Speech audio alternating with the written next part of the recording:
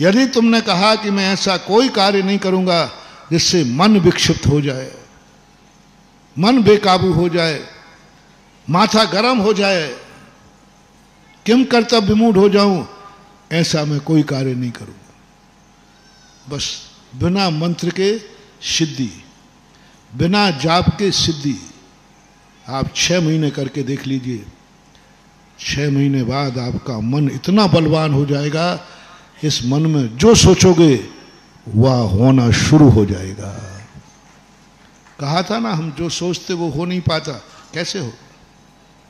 वचन को जैसे मैंने कहा, इस वचन को नष्ट मत होने ना, इस वचन से आत्मघात नहीं होने देना, बस आपको वचन की सिद्धि हो जाएगी। साधुओं के वचन क्यों सिद्ध होते? मुनियों के वचन न झूठे हों जो कुछ मुख से, क्यों? वचन बल की सिद्धि की है।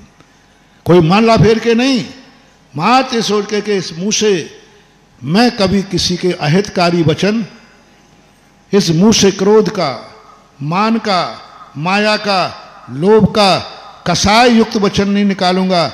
डांटूंगा तो ऊपर से डांटूंगा, अंदर से नहीं डांटूंगा। ये कभी साधु डांटता है लेकिन अंदर से नहीं।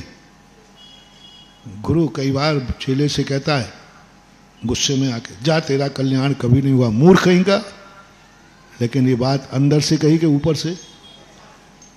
ये जो साधु नियम ले ले आके, मैं कभी अपने मुंह से किसी को अंदर से द्वेष करके नहीं दूंगा, जाओ वचन सिद्धि हो जाएगी, आपको भी हो जाएगी। 6 महीने करके देख लो।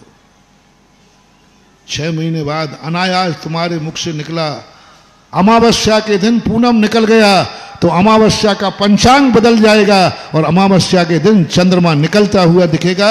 मां वचन की सिद्धि करना है। काय का बल, काय की शक्ति कैसे आ जाती है? शक्तियां काय में। आप लोग दंग रह जाते हो साधियों की शक्ति देख करके। जब विहार करते हैं 30-40 किलोमीटर, अंतराय है, उपवास है।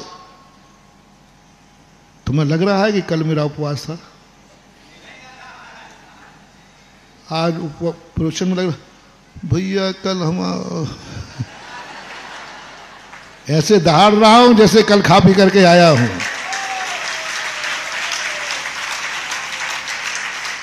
कहां से आ जाती है शक्ति?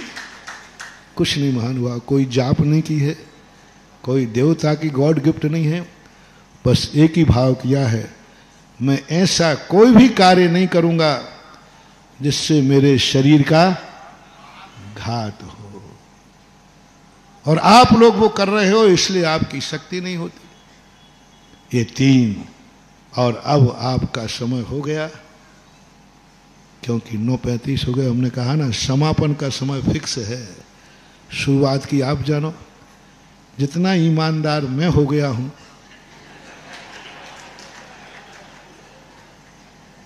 सुनो रे बेईमान लोगों, प्रवचन का समय क्या रखा है?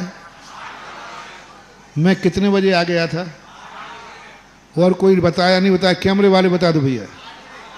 8 बजे आ गया था और ठीक 35 हुआ है, 9:35। अब आप लोग और बता दो। नहीं महाराज जी, प्रवचन बोलने का समय 8:05 है, सुनने का नहीं। बोलने का महाराज 8:05 है, सुनने का समय पीछे वाले बताओ रे। कोई कहेगा 8:30, कोई कहेगा 8:45। एक तो अभी आ ही रहा है, देखो वो आ रहा है।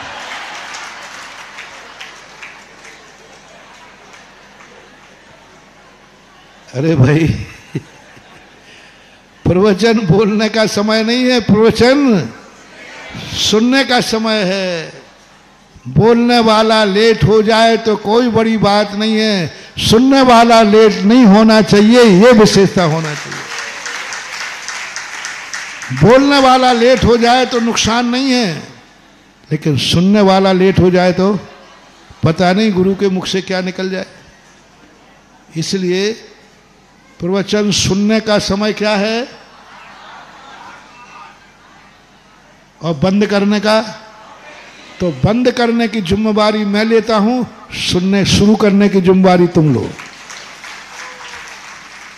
तुम नियम करो कि मैं 8:05 पर सुनने आऊंगा, मैं नियम करता हूं 8:35 पर तुम्हें छोड़ दूंगा। पहले तुम आने का नियम तो लो, फिर हम छोड़ने का नियम ले। मैंने परसों कहा था बंद करने का समय 9:35 पे कर दूंगा, लेकिन तुमने अभी ईमानदारी नहीं बचाई कि महाराज मैं 8:05 पे सुनना चालू कर दूंगा। अब ये नियम लो तो फिर कंप्रोमाइज बने। ये नियम लेना है महाराज मैं 8 बजे पंडाल में सुनने के लिए बैठ जाऊंगा। अब आप जानो आपको कितने सुनाना है, और कान खोल के सुन लो रे। गुरु का जो इंतजार करता है उस व्यक्ति को ऐसा पुण्य का बंध होता है कि साक्षात विदेश से तीर्थंकर की वाणी मिलती है। और गुरु के आने के बाद जो आता है, गुरु इंतजार तुम्हारा करे तो जो पुण्य है वो भी क्षय हो जाता है। इसलिए अब है सुनने का समय क्या है,